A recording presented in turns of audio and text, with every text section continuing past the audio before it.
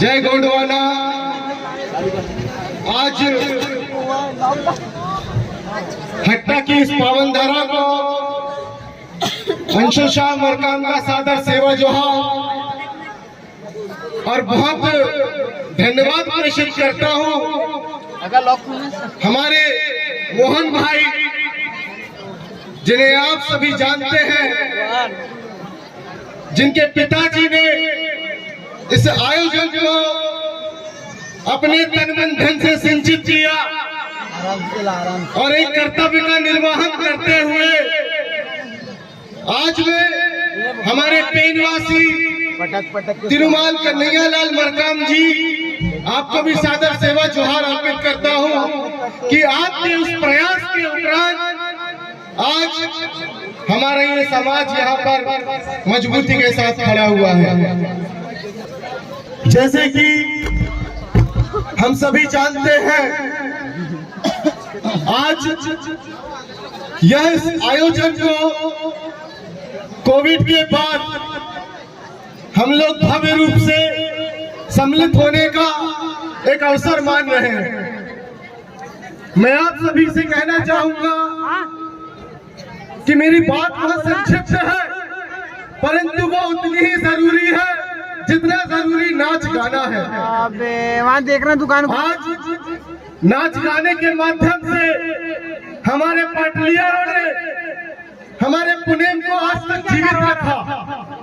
हमारे बीच में आज जो हमारी संस्कृति है, आज हमारे ऊपर जो विवराल गमछा है और आज ये जो सम्मानित मंच है, ये हमारे लिए गौरव की बात है।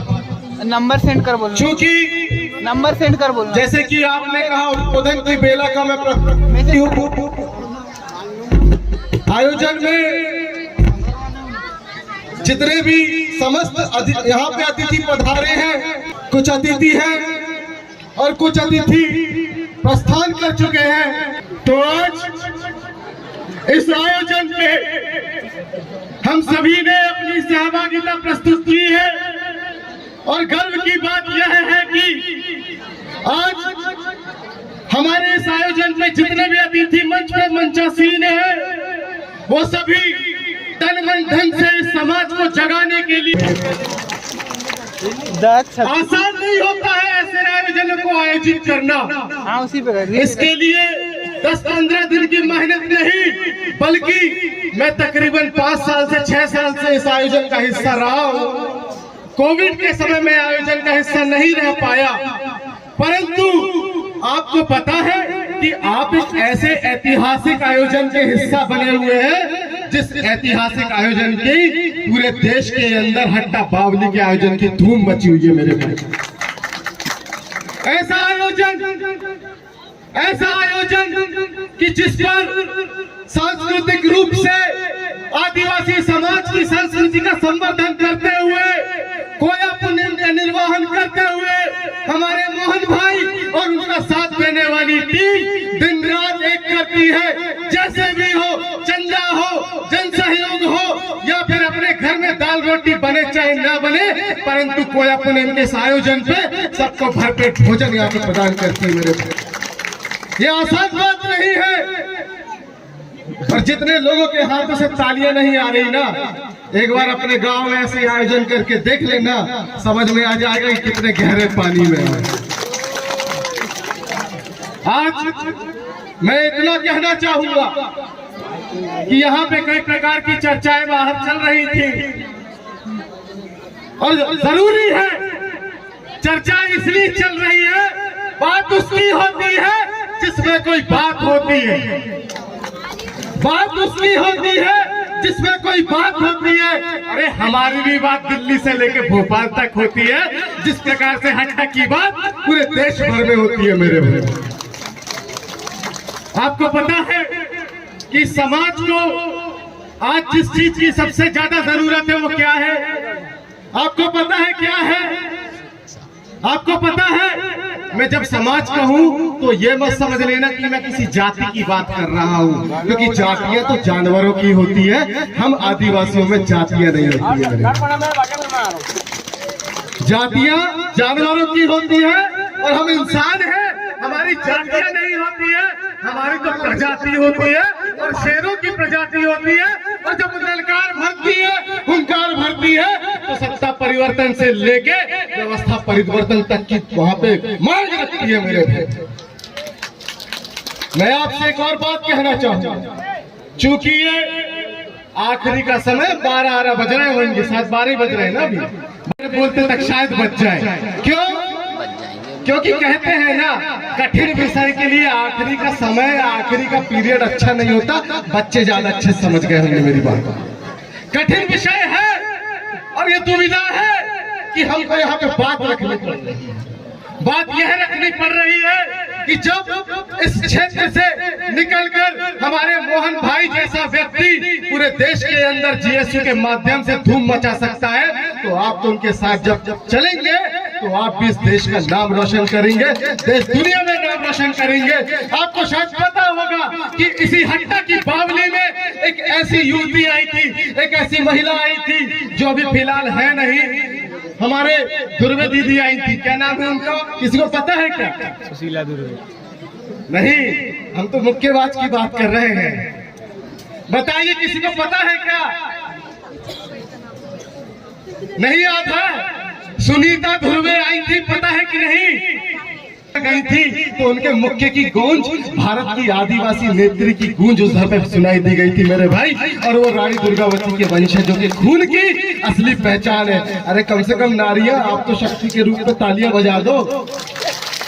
जब आपकी सुभाष भैया ऐसे देखते रहेंगे, टाइम पास करते रहेंगे, कुछ नहीं होगा।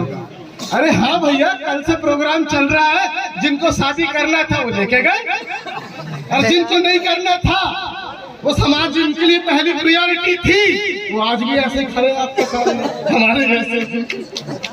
हमारे लिए तो समाज प्राथमिकता है। और बात यहाँ पे गंभीर इसलिए हो जाती है कि अभी हमारे दादा कह रहे थे कि समाज के आर्थिक और सामाजिक विकास के लिए हमको विचार करना होगा। आर्थिक विकास कैसे होगा? आर्थिक विकास तब होगा जब मैं पहले भी हट्टा के इसी आयोजन का पुराना वीडियो देखिएगा, तो उस पे आपको पता चलेगा कि मैंने कहा था कि समाज एक किसकी तरह है? गुब्बारे की तरह। किसकी तरह है? बोलो, थोड़ा जोर से बोलो। किस तरह है? गुब्बारे की तरह है। अब गुब्बारे में छेद होगा, कितनी भी हवा भर लो, फूलेगा क्या? फूलेगा क्या? तो पहले क्या करोगे? टेप लगाएंगे, या तो गुब्बारा बदल दोगे तो छेद बंद करोगे। क्या करोगे बताओ?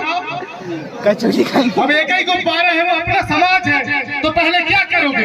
गुब्बारा बदलोगे, समाज बदलोगे, या छेद बंद करोगे? बताओ। छेद बंद करोगे ना, तो पहले हमको आर्थिक छेद बंद करना होगा। बोला कौन सा छेद? आर्थिक छेद। जो हम यहाँ पे फालतू के उलझुलूल आवा बाबा डाबा के चक्कर में पैसा गवाते रहते हैं ना, वो यहाँ पे बंद कर देना मेरे भाई। अभी वो रेट लिस्ट खोल के बैठे हैं, वो रेट लिस्ट खोल के बैठे हैं। वो कहते हैं कि आओ हम तुमको दर्शन देंगे, 1 लाख रुपया चढ़ाओ। क्या बोलते हैं? हम तुमको दर्शन देंगे, 1 लाख रुपया चढ़ाओ। आरती उतारना है तो 15,000 लेके आओ। अरे भैया, हम तो कुछ नहीं, कड़वा तेल छिटक के सुबह अपने देवधामी पूज लेते हैं, और जो बनाते हैं वो छिटक देते हैं और वही खा लेते हैं। और उसी में हमारे पुरखे भी अंग्रेजों को हरा दिए और यहाँ पे देश को आजाद करा दिए। चाहे वो बिरसा मुंडा की बात करो या चाहे यहाँ पे टंटिया मामा की बात करो। और उन्हीं क्रांतिकारियों के विचारों को लेके हम लोग आज आपके सामने खड़े होते हैं। आपको पता है कि इस देश में 26 जनवरी मनाया जाने वाला है। क्या आपको पता है कि 26 जनवरी मनाया जाने वाला है? पता है कि नहीं? पता है। उसी 26 जनवरी के दिन एक महान मानव का भी जन्म दिवस होता है। पता है किसका होता है? जानते हैं? नहीं। यहाँ से किसी ने आवाज दी, खड़े होकर बोलना। टंटिया मामा किसका होता है? टंटिया मामा। अरे जिसकी वजह से हमारे देश को आजादी मिली, वो कौन था? कौन था? टंटिया मामा। तो इस देश का यहाँ पे हम गणतंत्र दिवस बाद में पहले टंटिया मामा का जन्म दिवस बनाएंगे मेरे भाई। ये प्रण यहाँ से लेके जाओ। ये ऐसे लोग हैं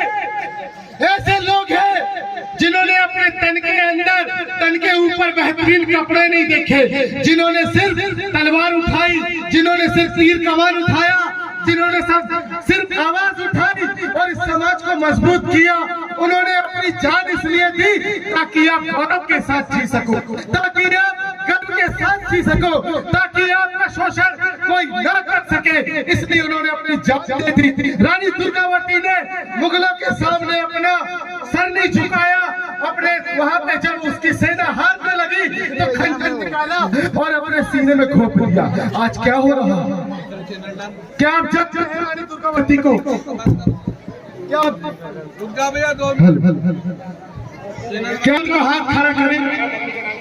कितने लोग जानते हैं रानी दुर्गावती को? हाथ खड़ा करें। जानते हैं ना? रानी दुर्गावती की तरह कब बन के आओगे?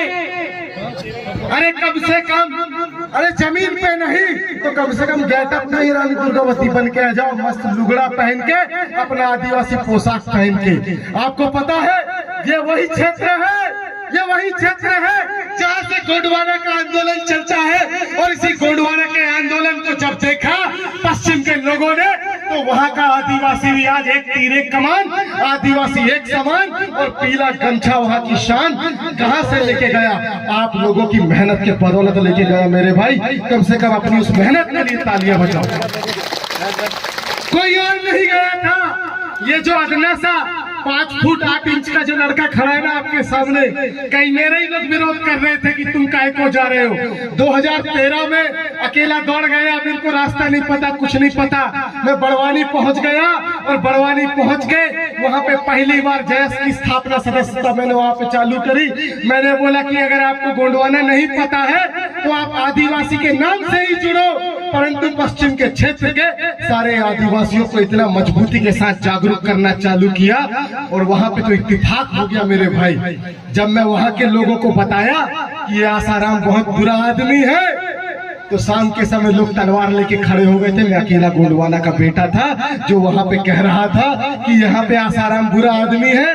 वो लोग मानने को तैयार नहीं थे और जब उनकी आंखें खुली बोले कि यार वो मरकाम भैया सही बोल के गए थे कि आसाराम बुरा आदमी है। ये उनको समझ में बाद में आया, यहाँ के लोगों को पहले समझ में आ गया था क्योंकि ये वही क्षेत्र है, ये वही गढ़ी है जो ऐसी तिलिस्म गढ़ी है कि जहाँ से अगर आप आशीर्वाद प्राप्त कर लेना तो यहाँ से अगर आप मन्नत मांग लेना तो दुनिया की कोई ताकत आपको हारने से नहीं रोक सकती मेरे भाई। आज उस गढ़ी की सेवा, आज यहाँ हट्टा की बावली की सेवा हमारे मोहन भाई ने की है। आज उनका परचम पूरे देश के अंदर जीएसटी के प्रतिनिधित्व के साथ उड़ीसा का हो, पश्चिम बंगाल का हो, झारखंड का हो, आप आसाम का हो, आप राजस्थान का हो, आप महाराष्ट्र का हो, आप तेलंगाना का हो, आंध्र प्रदेश का हो। अरे मेरा गला दुख जाएगा सारे राज्यों के नाम सुनाते हुए। हमारे मोहन भाई के प्रतिनिधित्व में, हमारे हेमंत कोरचे भाई के प्रतिनिधित्व में उस जीएसयू संगठन के मार्फत आज पूरे देश के आदिवासी, इस देश के पूरे कोया पुनेमियों को, मुठवा पुनेमियों को एक करके जागरूक करके उन्होंने समाज के बीच सम्मान दिलाने का काम किया। आपको बताना चाहूंगा भाई, सन 2007 में जब मैंने इस आयोजन को समझने से पहले इस आंदोलन को आत्मसात किया तो लोग हमारी बेइज्जती किया करते थे। जब हम जय सेवा कहते थे तो हमारा उपहास किया करते थे।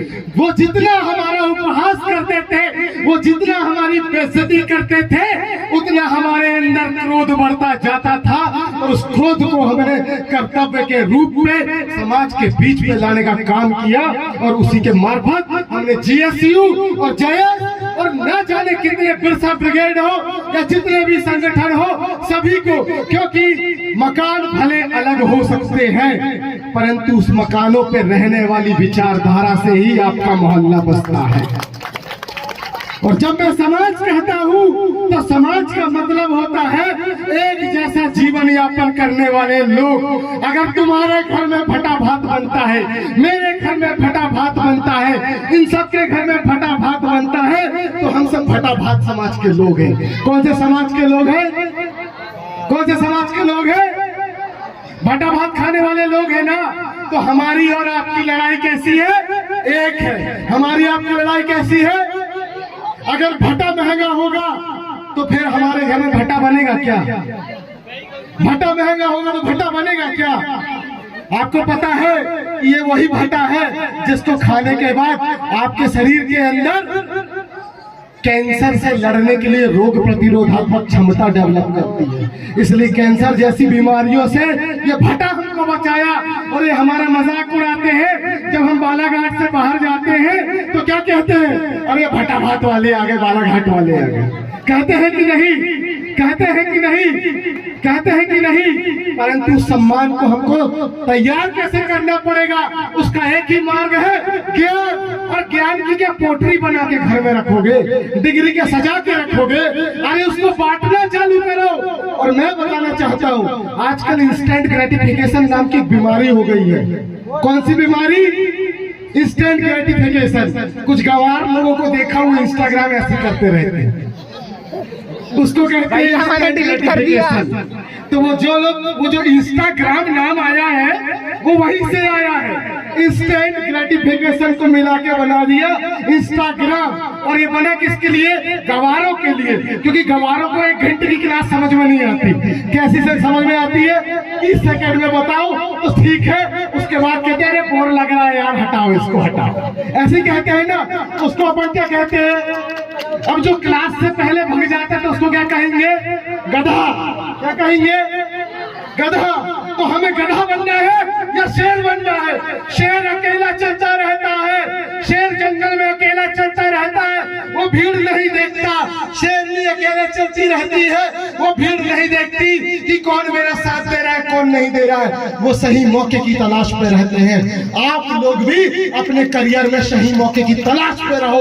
उसके लिए आपको 1 घंटा, 2 घंटा, 3 घंटा, 4 घंटा गंवाना पड़े, चाहे आपकी पूरी जिंदगी में। अगर आपको मैं कहना चाहूंगा कि लक्ष्य इतना बड़ा रखो, लक्ष्य इतना बड़ा रखो कि आपकी कामयाबी के कसीदे आपकी जगह पे दूसरे पढ़ना चालू कर दे मेरे भाई। जैसे कि हमारे मोहन भाई ने आज यहाँ पर किया है और यहाँ पे जो इस समाज को गौरवान्वित किया है। क्योंकि यहाँ पर मैं ज्यादा बृहत लंबी बातें नहीं कहूंगा, बस अंतिम बेला है।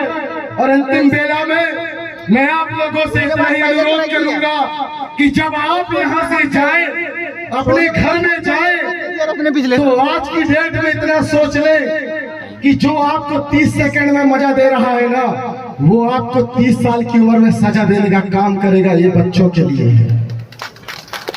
और माता पिता थोड़ा ध्यान दो, अपने बच्चों के मोबाइल पकड़ो और सबसे पहले इंस्टा आईडी डिलीट करो। समझ में आया कि नहीं? नहीं तुम्हारे बच्चे होशियार नहीं, गंवार निकलेंगे, नाक कटाई भिड़ेंगे, उनको कुछ नहीं बनेगा। मैं यहाँ से इसलिए बोल रहा हूँ कि मैं तल्ख बोलता हूँ, मैं सीधी बात कहता हूँ, क्योंकि जो सो रहे हैं उनको ऐसी ही बातों से समझ में आता है। Actually I am the social irritant. अब इरिटेंट को इरिटेट मत समझ लेना। इरिटेंट का मतलब होता है ऐसा पर्सन जो आपके खून में सैलाब खड़ा कर दे, ऐसा कोच दे कि अरे कुछ करना होगा, अब तो इलाज करना होगा। I am the social irritant and various peoples are there which are social irritant. They are already occupied the various places. उनके पास डेजिग्नेशन है, कॉम्बिनेशन है, सॉल्यूशन है। उन लोगों से जुड़ो, उन लोगों के साथ चलो, तब आपको समझ में आएगा। अगर यदि आप लोग ऐसा ही चपरासी बनने के लायक भी नहीं रहोगे, अगर इंस्टाग्राम चलाते रहे, नाक कटाओगे नाक। और ये नकली फेमिनिज्म जो चल रहा है ना, कि जो सिर्फ फोटो डाल दिए, अरे वो उन्होंने तो बनाया इसलिए है, ये फिल्टर क्यों बनाया है? ताकि वो आपकी नकली दुनिया से लोगों के समक्ष आपको रख सके। अरे हमको तो असली जमीन की लड़ाई लड़नी है। आप मोबाइल के पीछे, यहाँ पे मैंने कई युवाओं को देखा, वो जा रहे हैं शहर में और मोबाइल खरीदना इसलिए नौकरी कर रहे हैं, पढ़ाई नहीं करते। गलत तो नहीं कह रहा हूँ? हाँ नहीं बताइए। कुछ बच्चे नौकरी कर रहे हैं क्योंकि उनको मोबाइल की किस्त भरनी है। अरे उनको पढ़ाई नहीं करनी है, वो नौकरी कर रहे हैं, वो गालियां खा के नौकरी कर रहे हैं क्योंकि उनको एंड्रॉइड फोन की किस्त भरनी है। अरे भैया अगर तुम समाज में नाम कमाओगे ना तो मेरे पास तो रखा एक फोन ये दिखाता हूँ, कहाँ रखा है, शायद दे दिया किसी को, वो वीडियो बना रहे होंगे। वो 45,000 का फोन जब मैं समाज में काम करने गया ना तो समाज के लोगों ने 45,000 का फोन मेरे को गिफ्ट कर दिया। बनाओ ना हैसियत, ऐसे बनाओ, ऐसी हैसियत, काम करो, समाज के लिए काम करो, वकालत की पढ़ाई करो, IAS की पढ़ाई करो, मोहन भाई की तरह आगे बढ़ो। आज हमारा राहुल भाई छत्तीसगढ़ से लौट के आया है, वहाँ पे वो आपके क्षेत्र का इस बालाघाट का नाम मोहन भाई ने राहुल भाई को जोड़ा। राहुल भाई वहाँ पे डांस करता रहता था, वेस्टर्न। कौन सा करता था? वेस्टर्न। अरे वेस्टर्न में देखा उसका, हिप हॉप करता था, रॉकिंग पॉपिंग करता था कि नहीं? मगर उसने जब संस्कृति उसने देखा कि यार भैया रॉकिंग वॉकिंग में तो ज्यादा वो आ ही नहीं रहा है, हिप हॉप में तो ज्यादा व्यूअर आ ही नहीं रहा है, और जब वहां पे उसने फेटा बांधा, संस्कृति बांधा, अरे तुम क्या लड़की बताओगे तुमसे ज्यादा फॉलोअर हमारे राहुल भाई के यहाँ। गलत तो नहीं बोल रहा?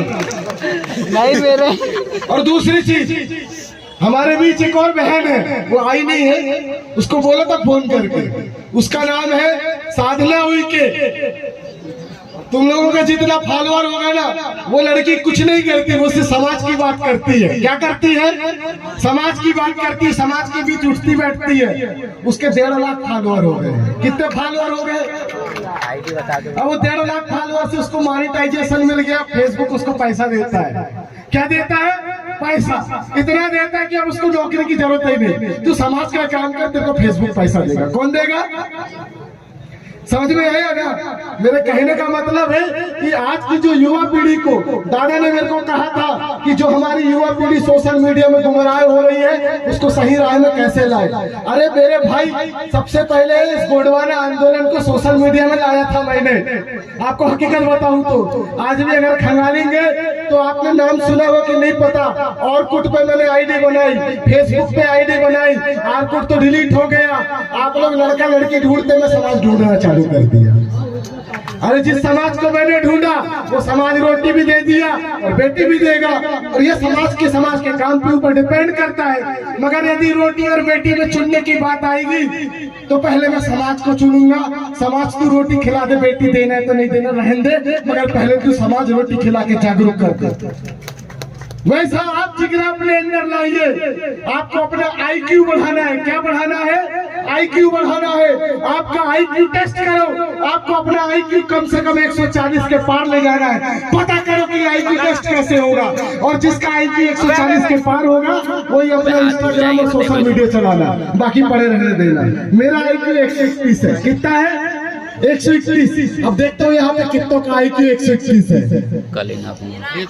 है क्या?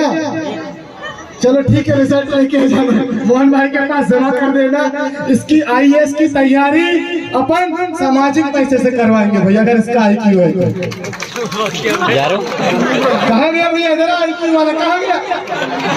देखो, ऐसे लोग आते समाज को गुमराह करने के लिए, पता है कुछ नहीं। अभी IQ का फुल फॉर्म पूछने वाला था, मैं तो बता ही नहीं पाता। होता है ना। चलो, मैं ज्यादा गंभीर विषयों के लिए ज्यादा लास्ट का टाइम आप लोग वैसे बोर हो जाएंगे, नहीं तो बस मैं इतना कहूंगा कि आप कंसिस्टेंसी लाइए। जिस लक्ष्य के लिए निकले हो उस लक्ष्य की तरफ बढ़ते जाइए।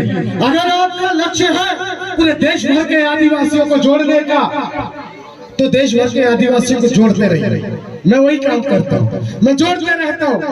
और पता है जोड़ने का स्पार्क कहाँ से आता है? कम से कम 10 बार बेइज्जती कराओ अपनी। कितनी बार? कितनी बार? आप लोग अपनी बेइज्जती कितनी बार कराएंगे?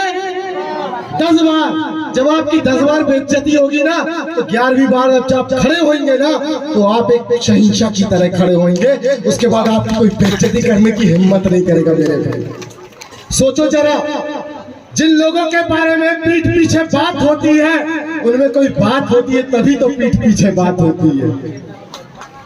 यहाँ पे तो कई ऐसे लोग हैं जो हमारी संस्कृति का समर्थन नहीं करते हैं। जो हमारी संस्कृति का समर्थन नहीं करते हैं वो क्या कहते हैं? वो कहते हैं कि अरे यार, ये ज्यादा आईक्यू वालों से बात मत करना। क्या कहते हैं? ये ज्यादा आईक्यू वालों से बात मत करना, ये 15 मिनट में तुमको अपना मोहन बना लेंगे। हमने कहा हमारे पास ऑलरेडी मोहन है, तो हम किसी का मोहन बनाएंगे? हमारे पास तो ऑलरेडी मोहन है।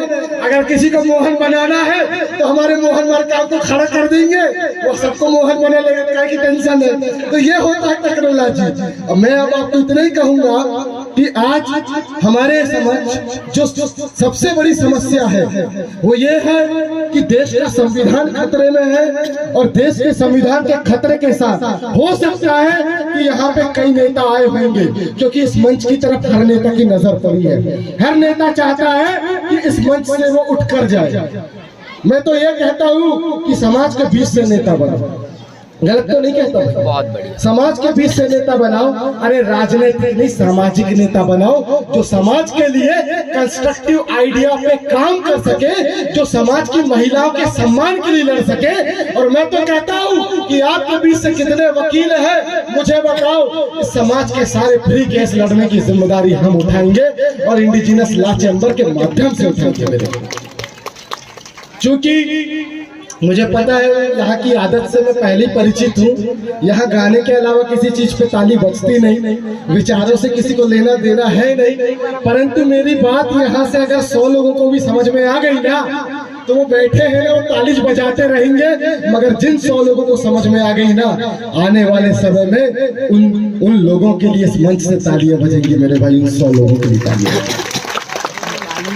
क्योंकि मैं उतना बहुत बड़ा आपको बेवकूफ बनाने वाला व्यक्ति हूँ नहीं। जो कहता हूँ स्पष्ट कहता हूँ, जितना आता है पूरा कहता हूँ, कुछ नहीं आता है तो पूछ कर कहता हूँ। और बस अपनी बातों को अब यहाँ पे विराम देता हूँ, और बस इतना कहूंगा कि जब यहाँ से निकलो, जब जिस गली से निकलो, तो बच्चों आप लोगों से कह रहा हूँ, गुड़िया आप लोग इधर आए बाय देख रहे, इधर देखो, बहुत देर से आए बाय हो रही थी, तो अब इधर सुनो। उस मुकाम को हासिल करो कि अभी तुम्हारी पहचान तुम्हारे माँ बाप के नाम से होती है ना। 5 साल का टारगेट लो, उस मुकाम को हासिल करो कि तुम्हारे माँ बाप की पहचान तुम्हारे नाम से होनी चाहिए, तो तुम्हारा जीवन सार्थक है, वरना तुम लोग कोई मतलब के नहीं। अरे भाऊ थोड़ा खड़ा हो जाओ, जाने दो। इसी के साथ थोड़े से नारे लगा ले, क्या नारे लगा ले। मोहन भाई आ गए, अब तुम जाओ, इसके बाद मोहन भाई चलिए नारे लगा। मोहन भाई संघर्ष करो।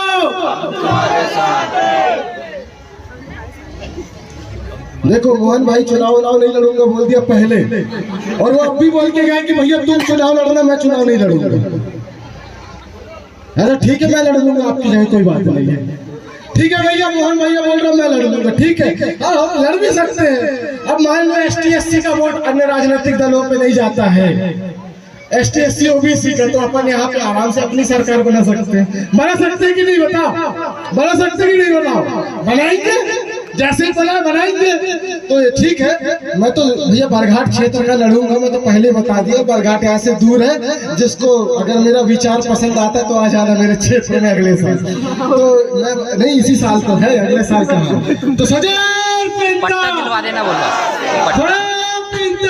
सेवा सेवा, जय सेवा, जय गोंडवाना, धन्यवाद। सेवा जवान।